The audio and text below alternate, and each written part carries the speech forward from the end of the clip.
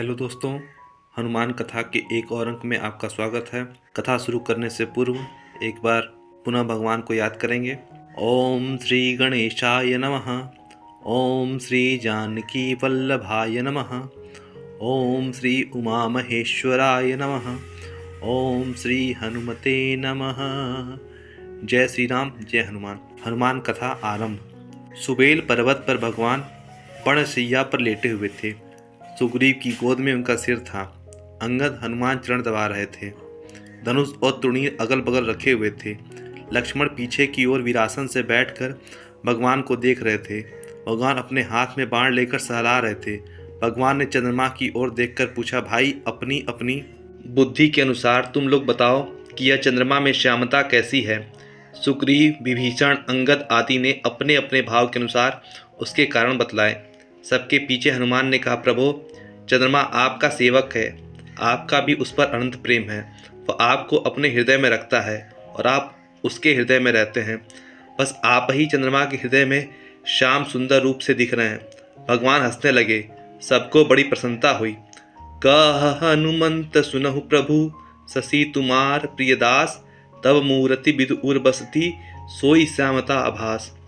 हनुमान को तो सर्वत्र भगवान के दर्शन होते थे। चंद्रमा में उन्होंने भगवान के दर्शन किए तो इसमें आश्चर्य की क्या बात है। राम और रावण का भयंकर युद्ध हुआ। हनुमान ने उसमें कितने राक्षसों का वध किया, यह रामायण प्रेमियों से छिपा नहीं है। समय समय पर युद्ध में उन्होंने राम, लक्ष्मण, विभीषण, जाम्बवान सभी की सहायता की। मेघनाद से युद्ध करते समय लक्ष्मण को बड़ी भयंकर शक्ति लग गई। वे रणभूमि में मूर्छित हो गए। मेघनाद और उसके समान अनेक सैनिकों ने मिलकर चेष्टा की कि लक्ष्मण को उठा ले चलें, परंतु वे सफल न हुए। लक्ष्मण को जमीन पर से उठा न सके। हनुमान ने उन्हें अनायास उठा लिया और राम के पास ले आए। उन्हें मूर्छित अवस्था में देखकर राम शोकाकुल हो गए। जाम्बवान ने बतलाया कि लंका में एक सुसेन नाम के वैद्य रहते हैं। यदि वे इस समय आ जाएं तो लक्ष्मण स्वस्थ हो सकते हैं। हनुमान ने लंका की यात्रा कर दी। उन्होंने सोचा कि शत्रु पक्ष का वैद्य है, शायद रात्रि में न आवे, इसलिए उसका मकान ही उखाड़ ले चले। ऐसा ही किया। सुसेन ने राम सेना में आकर लक्ष्मण को देखा और बतलाया कि द्रोणाचल से यदि आज रात भर में औषधियाँ आ जाएं तो लक्ष्मण जीवित हो सकते हैं। हनुमान ने भगवान का स्मरण करते हुए द्रोणाचल की यात्रा की। यह समाचार रावण को मिल गया था। उसने कालनेमी नामक दैत्य से मिलकर एक ऐसा षड्यंत्र रचा कि हनुमान को मार्ग में ही अधिक समय लग जाए और वे कल सूर्योदय से पहले यहाँ न लौट सकें। कालनेमी ने ऋषि का वेश बनाकर हनुमान को भुलावे में रखना चाहा, परंतु मायापति के दूत पर किसकी माया चल सकती है। दैव योग से हनुमान को पता चल गया कि उन्होंने उस बनावटी ऋषिराज को मृत्यु की गुरु दक्षिणा देकर आगे की यात्रा की। हनुमान द्रोणाचल में पहुंच गए। रात का समय था। वे औषधियों को नहीं पहचान सके। शायद औषधियों ने अपने को छिपा लिया। हनुमान विलंब करना तो जानते ही नहीं थे। रातों रात ही उन्होंने लंका पहुंचना था। उन्होंने समूचा द्रोणाचल ही उखाड़ लिया और चलते बने। लौटते समय अयोध्या उनके मार्ग में पड़ती थी। भरत ने दूर से ही देखकर अनुमान किया कि कोई राक्षस है।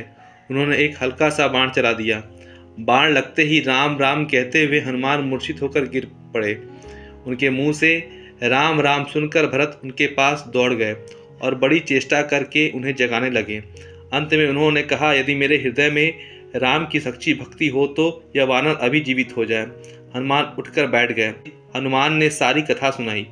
भरत ने पछताकर अपनी बड़ी निंदा की और हनुमान को बाण पर बैठकर जाने के लिए कहा।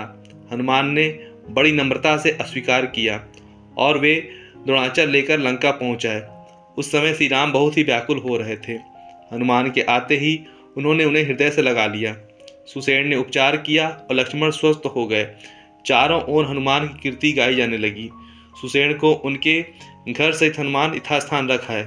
रात का समय था। हनुमान पहरा दे रहे थे। वही रावण विभीषण का वेश धारण करके आया।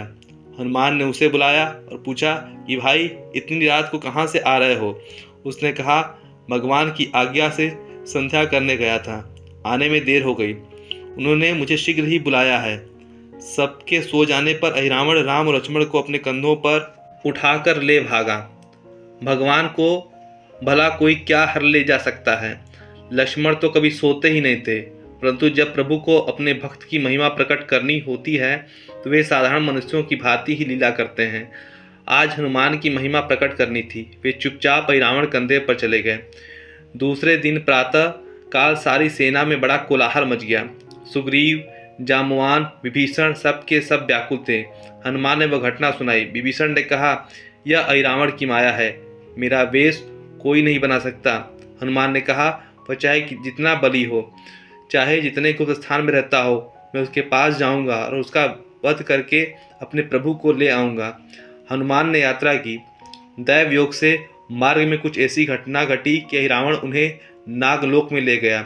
यह बात निश्चित रूप से मालूम हो गई। वहां जाकर हनुमान ने महल में प्रवेश करने की चेष्टा की, परंतु मकरध्वज ने रोक दिया। उसने कहा, तुम कौन हो जी? जानते नहीं मैं महावीर हनुमान का पुत्र हूँ। चोरी से जाना चाहोगे तो मैं तुम्हें लोहे के चने चबवा दूंगा। यह सुनकर हनुमान चकित हो गए। उन्होंने कहा, भैया मेरा पुत्र तो कोई है नहीं, तुम कहाँ से टपक पड़े? मकरध्वज ने कहा, जब आप लंका जलाकर समुद्र में स्नान कर रहे थे तब एक मछली आपका पसीना पी गई थी, उसके गर्भ से पैदा हुआ हूँ। हनुमान ने उससे राम लक्ष्मण का पता पूछा। उसने कहा, मैं यह तो कुछ जानता नहीं, आज मेरे स्वामी किसी की बलि दे रहे हैं, वहाँ किसी को जाने की आज्ञा नहीं है, मैं आपको भी नहीं जाने दूंगा। युद्ध हुआ एक से बढ़कर एक, बड़े बाप का बेटा बड़ा। अंत में हनुमान ने उसे उसकी ही पूंछ से बांध दिया और घुस गए मंदिर में। उनके चरणों का स्पर्श होते ही देवी जमीन में धंस गई और वे मुंह बांधकर देवी के स्थान पर खड़े हो गए। राक्षसों ने समझा कि देवी प्रसन्न होकर प्रकट हुई हैं। खूब पूजा की गई। आज की देवी जी को कुछ फूल, माला, अन्न, वस्त्र आता उसे मुंह में ही रखने लगी। बलिदान के समय पर राम और लक्ष्मण लाए गए। उस समय राक्षस उनसे अनेकों प्रकार के विनोद करते, उन्हें भांति भांति से तंग करते। वे चुपचाप सहते, चूं तक भी नहीं करते। अहिरावण ने कहा, अब तुम लोग अपने रक्षक का स्मरण करो। भगवान ने हंसकर कहा, देखो तुम्हारी देवी तुम्हें ही न खा जाए। वह इन पर तलवार चलाने वाला ही था कि हनुमान गर्जना करके भगवान के पास पहुंच गए और इन्हें अपने दोनों कंधों पर बैठाकर उन्होंने अहिरावण के हाथ से खड्ग छीन लिया। अहिरावण और राक्षसों का संहार करके हनुमान भगवान को शिविर पर ले आए। चारों ओर आनंद की ध्वनि और कोलाहल होने लगा। हनुमान के जय जयकार से दिशाएं गूंज उठीं। भक्तजनों, आज कथा का समापन यहीं पर करते हैं। शेष कथा अगले अंक में। पीछे की अन्य कथा सुनने के लिए चैनल के प्लेलिस्ट में जाकर कथा को आप सुन सकते हैं। अगर आप चैनल पर नए हैं तो चैनल को सब्सक्राइब करिए, लाइक करिए और अपने परिवारजनों के बीच इसे शेयर करिए। जय श्री राम, जय हनुमान, हर हर महादेव।